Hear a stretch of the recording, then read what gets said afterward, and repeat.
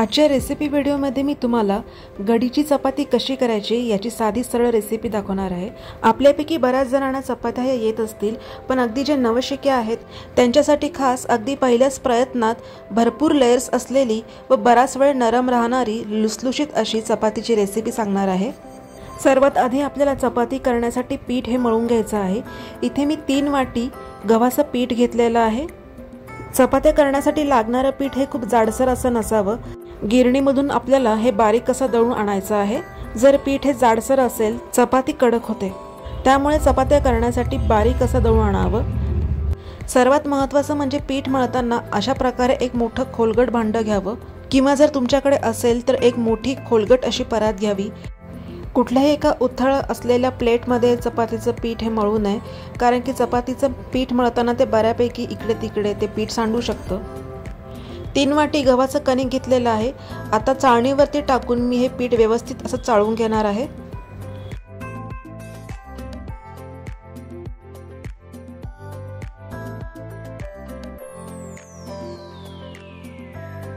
चाळून घेतल्यानंतर जो काही गव्हाचा कोंडा बाकी राहिलेला आहे तो आपल्याला दुसऱ्या प्लेटमध्ये काढून घ्यायचा आहे।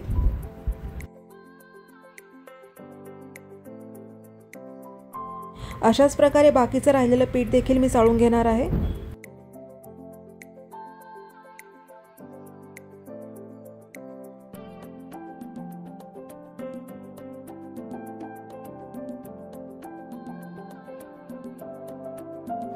चाळून घेतल्यामुळे पिठामध्ये जर काही एखादा गव्हाचा दाणा राहिला असेल किंवा इतर काही घाण किंवा कचरा असेल तर तो देखील निघून जातो व पिठामधील कोंडा देखील वेगळा होतो।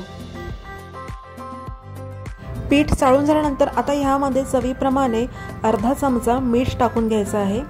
इथे मी पिठामध्ये मीठ टाकलेलं नाही आहे। जर तुम्हाला चालत असल्यास तुम्ही यामध्ये मिठाचा वापर करू शकता। आता यामध्ये थोडं थोडं पाणी टाकून आपल्याला पीठ हे मळून घ्यायचं आहे।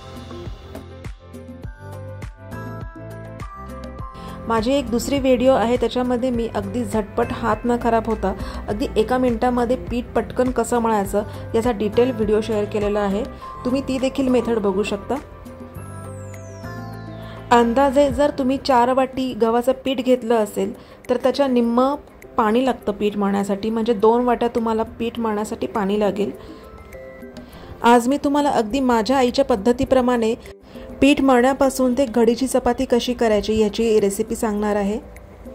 अशा प्रकारे मळताना आपल्या हाताला बऱ्यापैकी पीठ हे लागून जातं, तर ते दोन्ही हाताने चोळून आपल्याला पीठ हे काढून टाकायचं आहे, म्हणजे पुढच्या वेळेस आपल्याला ते अगदी व्यवस्थित असं हाताने मळता येतं।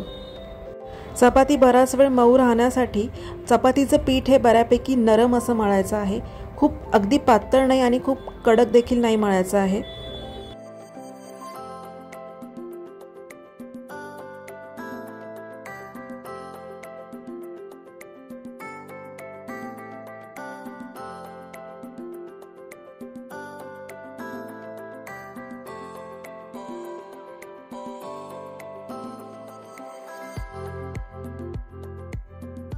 भांड्याच्या तळाला आणि आजूबाजूला लागलेलं पीठ देखील आपल्याला व्यवस्थित असं काढून घ्यायचं आहे।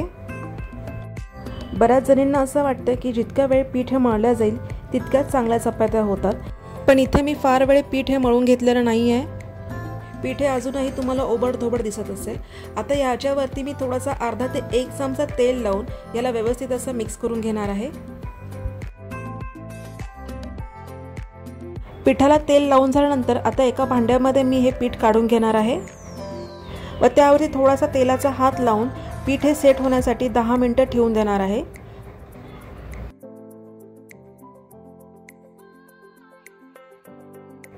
तेल लावल्यामुळे पिठाचा जो वरचा भाग आहे तो कोरडा पडत नाही।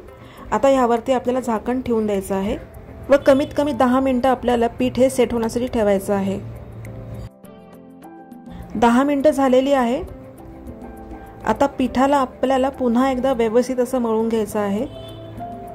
10 मिनिटांनंतर पीठ हे व्यवस्थित सेट झालेलं आहे व ते हाताला देखील चिटकत नाही आहे। थोडंसं पुन्हा याला अर्धा 1 मिनिट मळून घ्यायचं आहे।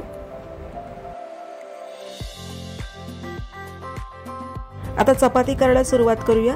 इथे मी एक मध्यम आकाराचा पिठाचा गोळा घेतलेला आहे व अशा प्रकारे दोन्ही तळहातावरती फिरवून याचा गोलाकार असा आकार करून घ्यायचा आहे।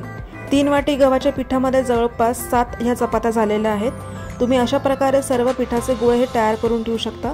तयार करून झाल्यानंतर या पिठाच्या गोळ्यावरती तुम्हाला झाकण ठेवून द्यायचं आहे, म्हणजे पीठ जे आहे ते कोरडं होणार नाही। आता इथे मी टेबलवरती एक कापड टाकून घेतलेला आहे व त्यावरती पोळपाट ठेवलेला आहे। किचन ओट्यावरती पोळपाट हा चपात्या करताना बऱ्यापैकी सरकत असतो, तर अशा वेळेस पोळपाटाच्या खाली तुम्ही एखादा कॉटनचा कपडा ठेवू शकता। आता पिठाचा उंडा हा थोडासा कोरड्या पिठामध्ये बुडवून थोडीशी लहान आकाराची पोळी ही लाटून घ्यायची आहे। आता यावरती अर्ध्या भागाला तेल लावून घ्यायचं आहे व त्यानंतर अशी घडी करून घ्यायची आहे। तसेच इथे देखील थोडं तेल लावून घ्यायचं आहे व अशा प्रकारे पुन्हा त्याची एक दुमड मारून घ्यायची आहे। काही जण तेल लावल्यानंतर कोरडे पीठ देखील टाकतात, पण मी ते टाकलेले नाहीये। आता हलक्या हाताने मी याच्या पूर्ण कड्या बंद करून घेतलेल्या आहे व पुन्हा पिठामध्ये बुडवून आता मी चपाती ही गोलाकार अशी लाटून घेणार आहे। सर्वात महत्त्वाची टीप म्हणजे आपल्याला चपाती ही अगदी हलक्या हाताने लाटून घ्यायची आहे। चपाती ही आलटून पलटून दोन्ही बाजूने लाटून घ्यायची आहे, म्हणजे ती सगळीकडे एकसारखी लाटल्या जाते। चपातीच्या ज्या कडा आहेत त्या आपल्याला जास्त लाटून घ्यायच्या आहेत, त्या जाड राहता कामा नये, नाहीतर कडा ह्या कच्च्या राहू शकतात। आता अशा प्रकारे चपाती मी ही लाटून घेतलेली आहे। चपाती खूप पातळ देखील नाही आणि खूप जाड देखील नाही, अशा प्रकारे चपाती लाटून झाल्यावर ती थोडीशी झटकून काढायची आहे, म्हणजे तिचं जे कोरडं पीठ आहे ते निघून जाईल। चपाती शेकण्यासाठी तवा हा पूर्णपणे गरम करून घ्यायचा आहे आणि चपाती आपल्याला नेहमी मध्यम ते हाय फ्लेमवरतीच भाजून घ्यायची आहे। इथे तवा हा पूर्णपणे मी तापवून घेतलेला आहे व गॅसची स्पीड देखील मीडियम हाय फ्लेमवरती आहे। अशा प्रकारे चपाती ही खालून थोडी फुगायला आली की आपल्याला ही टर्न करून घ्यायची आहे। लो फ्लेमवरती जर चपात्या केल्या तर त्या पूर्णपणे शेकत नाही व त्या कडक देखील होतात। आपल्याला दोन्ही बाजूने चपाती ही व्यवस्थित शेकून घ्यायची आहे।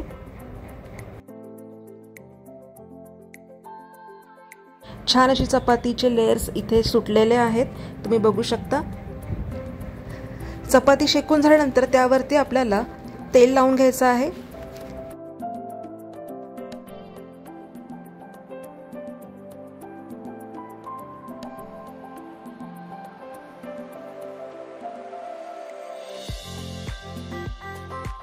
तेल लावून झाल्यानंतर चपाती आपल्याला थोडीशी अलटीपलटी करून लगेच काढून घ्यायची आहे।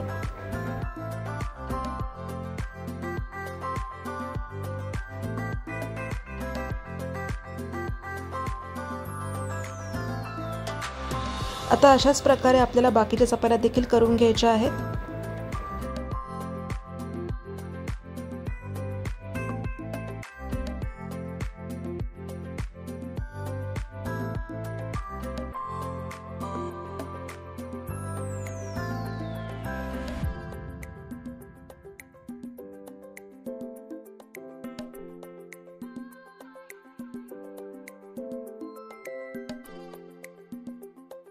भरपूर लेयर्स असलेली व बराच वेळ मऊ आणि लुसलुशीत राहणारी चपाती तयार झालेली आहे।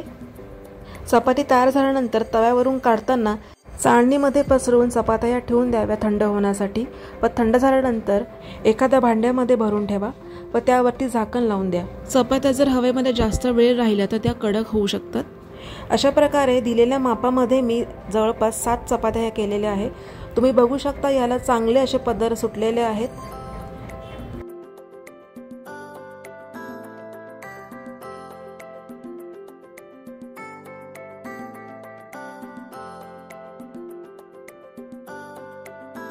सर्व बाजूंनी याचे पदर सुटलेले आहेत व अगदी मऊसूत अशी चपाती झालेली आहे।